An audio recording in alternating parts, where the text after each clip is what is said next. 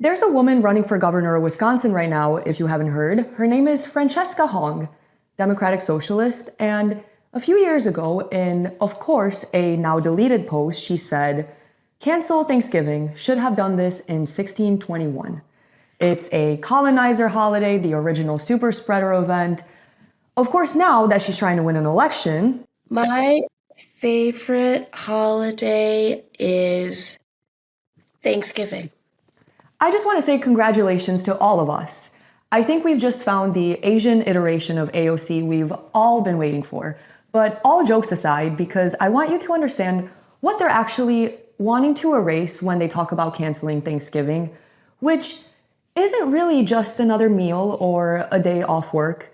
It's really a moment in history that's actually quite complicated and interesting. The first Thanksgiving, 1621, Plymouth, Massachusetts, a group of English Christians, the Pilgrims, had fled religious persecution in England, crossed the Atlantic on the Mayflower, and landed in a place they knew nothing about. That first winter killed nearly half of them from cold, starvation, and disease. They were not conquering anyone because they were barely surviving. The local tribe chose to help them, taught them how to farm, how to hunt, how to survive in that land. And in the fall of 1621, about 90 of them showed up to celebrate the harvest together. And that moment sealed a peace treaty that actually held for over 50 years. Now, think about that. Two completely different peoples, different language, religion, choosing civility over conflict. And it worked. For 50 years, it worked. Do you think that same meal happens if instead of these particular English Christians, it had been, say, an Aztec war party showing up from the south? A civilization that sacrificed countless of people on top of pyramids, that built temples specifically designed to display the bodies of victims to terrorize neighboring people? You think they'd just sit down and break bread? I'm not sure if the capacity for that kind of peaceful exchange was a universal human trait at that time. I think it actually reflected something specific about the people involved and the values they carried. Granted, the peace lasted until 1675, when the son of that same native leader who made the original treaty went to war with the colonists. Many died on both sides. It was brutal and it was real, and nobody is pretending otherwise. But here's what the Francesca Hongs of the world never seem to like to acknowledge. Those tribes were already at war with each other before a single pilgrim even stepped foot off the Mayflower. The local tribe that befriended the Pilgrims in 1621 saw them partly as potential military allies because they needed allies against other tribes that were already threatening them. The continent was already contested, already violent, and already a place where survival required alliances and warfare in equal measure. Harvard psychologist Steven Pinker, not a right-winger, documented extensively that pre-state societies were on average far more violent than the most brutal modern states. This is not an insult to Native Americans, it's the opposite. It's treating them as real human beings who existed in a real world. A world that, before the state, before order, before the rule of law, was brutal for everyone. The Pilgrims came from that same brutal world and brought with them something different, a specific set of values, legal traditions, and civic habits that made it possible to build something different. And look at what eventually came from it. The most prosperous, most free, and most scientifically advanced civilization in human history, built on that soil by those people with those values. Now, to understand how we got to where we are today, you have to understand something that the left has spent decades trying to make you feel guilty about. Because the same process that built America, ordered people moving into disordered places and imposing their institutions, played out across the entire world. And in a lot of those places, it worked. So for a few centuries, the West went out into the world. Some of it was brutal, that's life. Human history has never really been a sensitivity training seminar, but in a lot of places, especially under the British, something else happened at the same time. Order was imposed. railways went down, courts were stood up, property rights got written. In India, they left one of the largest railway networks on the planet, over 40,000 miles of track. Major irrigation works, a unified legal code, a civil service, universities, ports, the telegraph. A functioning modern state, more or less, handed over at independence. Or look at Singapore, look at Hong Kong. The institutional abodes were colonial, all inherited from the British. And both went on to become among the most prosperous places in the world. Rhodesia, too, is one people really don't like to talk about, so let's. Under Ian Smith's government, the country had functioning infrastructure and highly productive commercial agriculture.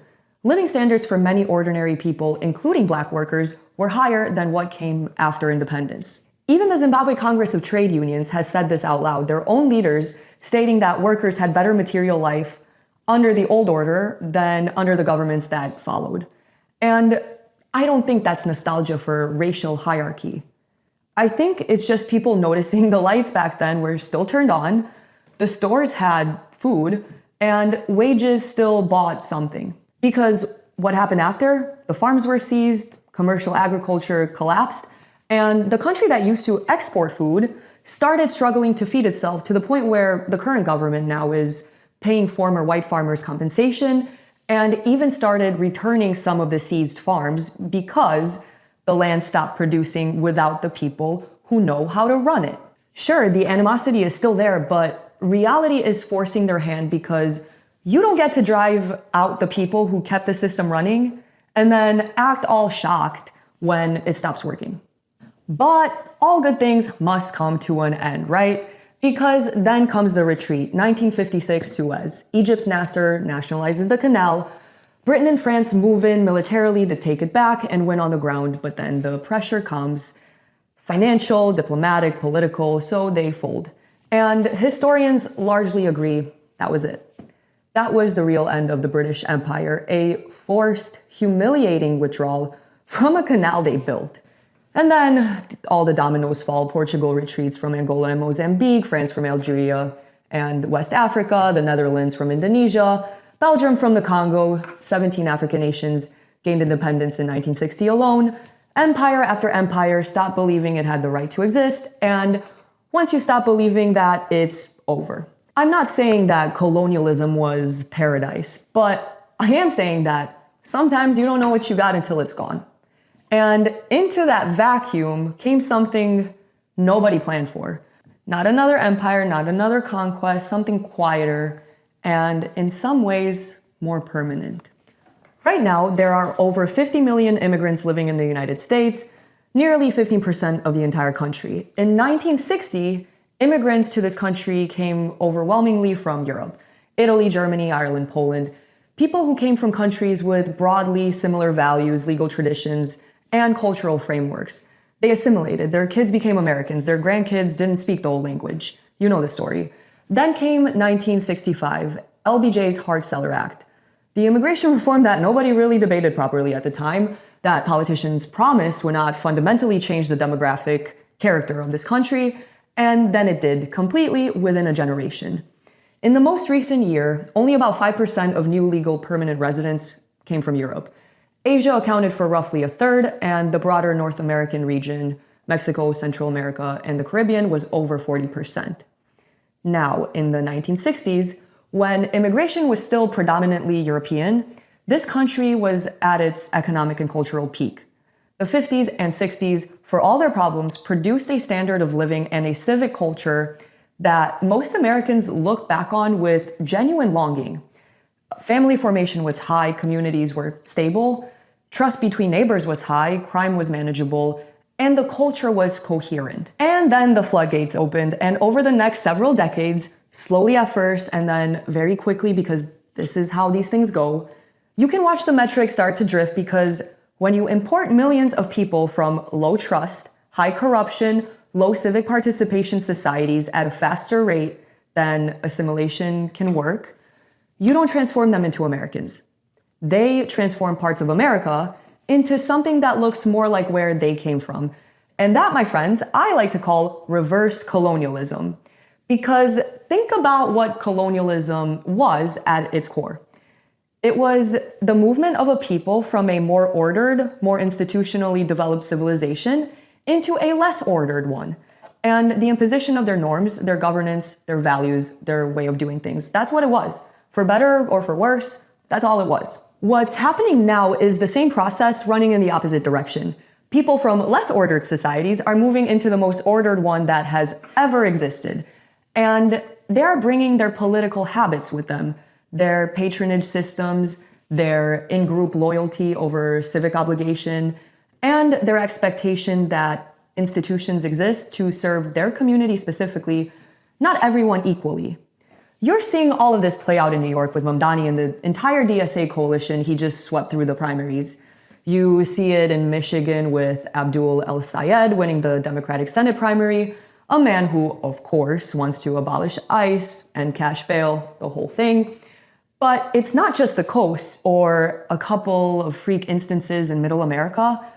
Outside Dallas, Texas, Texas, they tried to build Epic City, recently rebranded as The Meadow after pushback, which is a planned 402-acre Islamic community equipped with a mosque, a school, the whole 9 yards. It's essentially a bubble, a parallel community designed to replicate the social world they came from inside the country that still functions. And in McKinney, Texas, for example, the city council just voted 7-0 to approve a major expansion of a mosque, despite a packed city hall of citizens who showed up specifically to oppose it. This is what the early stages look like. Europe didn't get to where it is overnight. Stephen, there is a crowd outside rioting against you tonight, and without the protection and generosity of a Muslim Palestinian president and a mostly South Asian executive committee, you would be quite literally cooked.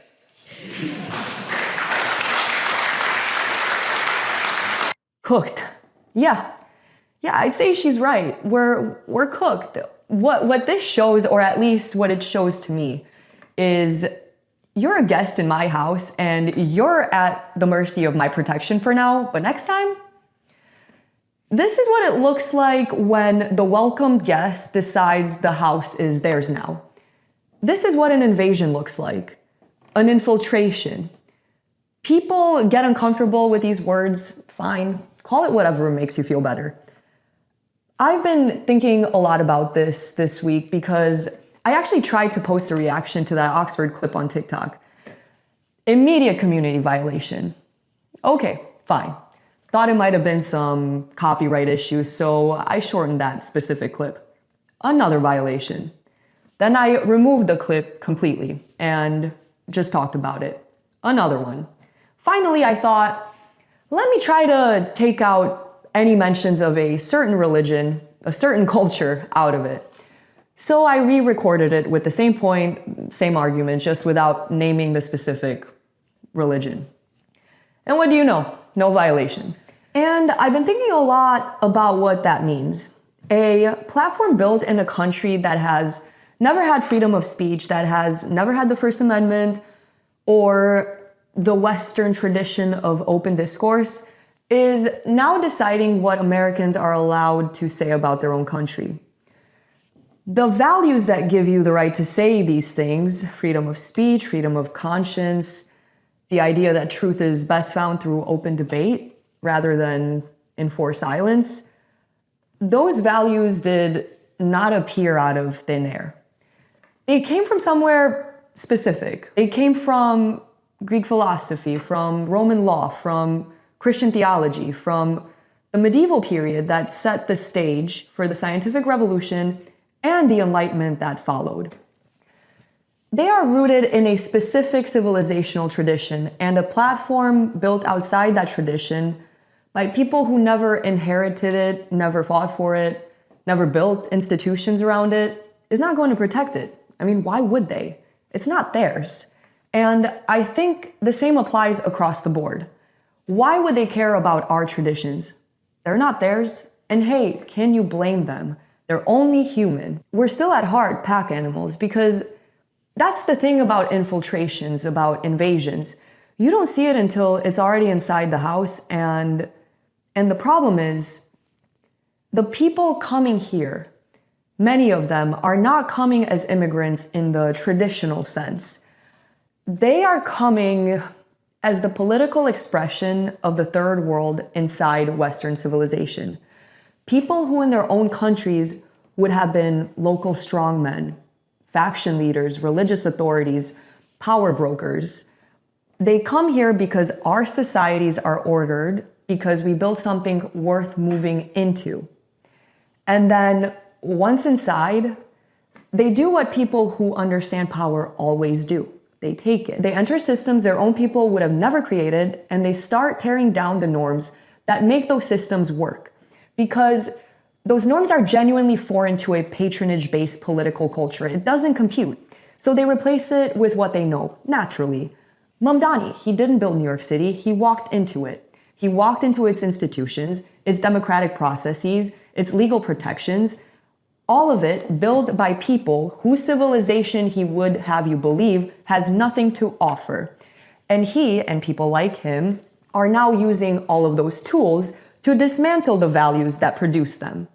That is how colonialism works in reverse. It's not armies or flags, it's ballots and city councils and school boards and congressional primaries. So yeah, can we call it anything other than an invasion? I know people get uncomfortable with words nowadays, so like I said, call it whatever lets you sleep at night. But look at that clip again, look at that girl's face, and tell me that that looks like someone who feels grateful, who should be grateful for getting into Oxford, for crying out loud. But you can't tell me she does. That is someone who looks like she feels like she already won, because she kind of did. And here's the part that I think almost nobody is saying clearly enough. Liberalism, the ideology that is supposed to be defending all of this, cannot actually logically defend it, because liberalism has become a kind of civic religion that only knows how to feel guilty. It can critique everything, but it cannot justify its own existence because it spent decades telling us that the West traditions were the problem, while quietly living off the social capital those traditions had spent centuries accumulating. And I want to be honest with you guys, because I saw myself as a classical liberal for a long time. The term's been so co-opted. But I mean, who doesn't believe in ordered liberty and individual freedom and the rule of law? But then I found myself thinking, even classical liberalism didn't appear out of nowhere. It grew out of something much, much older, out of Christianity, out of European legal traditions, out of thousands of years of working out how to get strangers to cooperate without killing each other. Then the medieval period built the surplus, the habits, and the institutions that made the scientific revolution possible, the universities, the legal methods, the accumulated trust. And then liberalism saw all of that prosperity and took credit for it. And then, whether by design or through sheer naivety, it spent the next few hundred years slowly dismantling those same foundations. Thomas Hobbes understood that. He understood that without order, life is nasty, brutish, and short. Government exists first to establish order and the rule of law, not to right every historical wrong or to make every group feel seen. The state that tries to do all of that ends up failing at the first job, and a state that fails at the first job doesn't stay a state for too long. Traditions existed for a reason. They were not random cruelties dreamed up by dead white men. They were solutions to permanent problems: violence, scarcity, the difficulty of getting people who don't know each other to cooperate across time. We have to start being able to deal with the world as it is, not as we wish it to be. That is the only adult starting point, in my humble opinion. And the people who came before us figured a lot of it out the hard way so we wouldn't have to. And today, we're being asked to throw it all away because the Francesca Hongs of the world don't like Thanksgiving. And the global leftist elites who let this happen, who opened the gates and told themselves that higher living standards and legal equality would automatically produce the same political habits, are the same people who dismantled the traditional values that made those living standards possible in the first place. In short, and this is quite sad, they created the conditions for their own replacement and called it progress. I'm not interested in soft language anymore. Call it crusader nationalism, call it traditionalism, call it the defense of ordered civilization against the people who specialize in demolition. Whatever name lets you hold the idea clearly. The point is this: we have to change the zeitgeist. We have to stop letting the other side set the vocabulary. They call us illiberal. They call us far right. They call us whatever produces the most social panic. But traditionalism is not illiberal. It is simply the recognition that civilization has to be defended, maintained, and passed on, and that the people who built it have every right to say who gets to inherit it and on what terms. The West is flawed. Everything has flaws, but it is the only civilization currently producing the surplus, the medicine, the science, and the personal freedom that everyone else is trying to move toward. And again, that's not an accident. It's the product of specific traditions, specific habits, and specific values that took a very long time to build. And look, I want to be very clear about something before anyone twists this into something it's not, because they will, because they always do. But I genuinely do not care what you do in your own home, what you believe, how you pray, who you love. That's none of my business, and I mean that. In fact, and I want you to really hear this, the worldview I'm describing, the one that gets called far right and illiberal and dangerous, it is the one that actually leaves people alone. It is the one that says the government's job is order and the rule of law, not managing your soul. The left is the one telling you what to think, what to say, what words you're allowed to use. We're basically the ones saying, mind your own business and let other people mind theirs. But the problem is they haven't been minding their own business. And that's where this gets a little complicated, because Americans are genuinely the most generous, most kind people in the world. And as someone who wasn't born here, I mean that sincerely. I applaud you for it, but that generosity, from an outsider's perspective, is starting to work against you.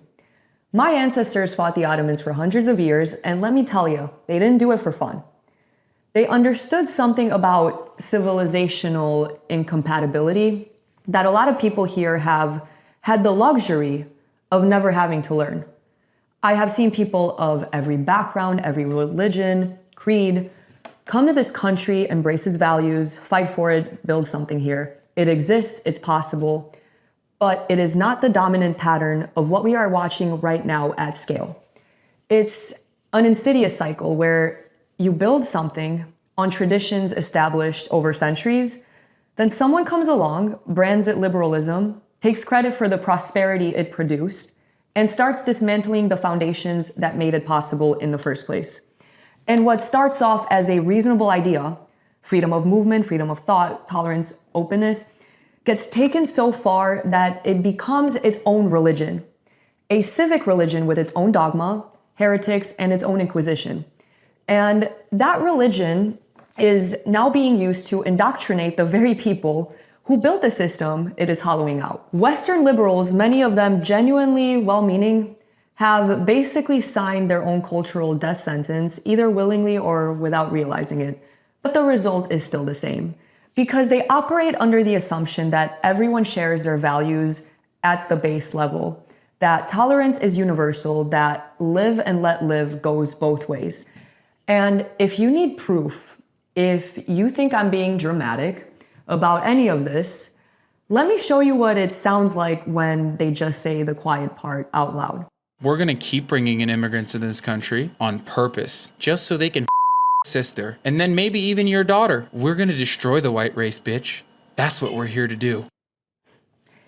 If you think this is fringe on the left, boy, do I have a bridge in Brooklyn to sell you. And just imagine if someone, one of us, went to the Middle East or South America or Asia and said that about their women, about their daughters, about their sisters. How long do you think we would last? How fast do you think that response would come?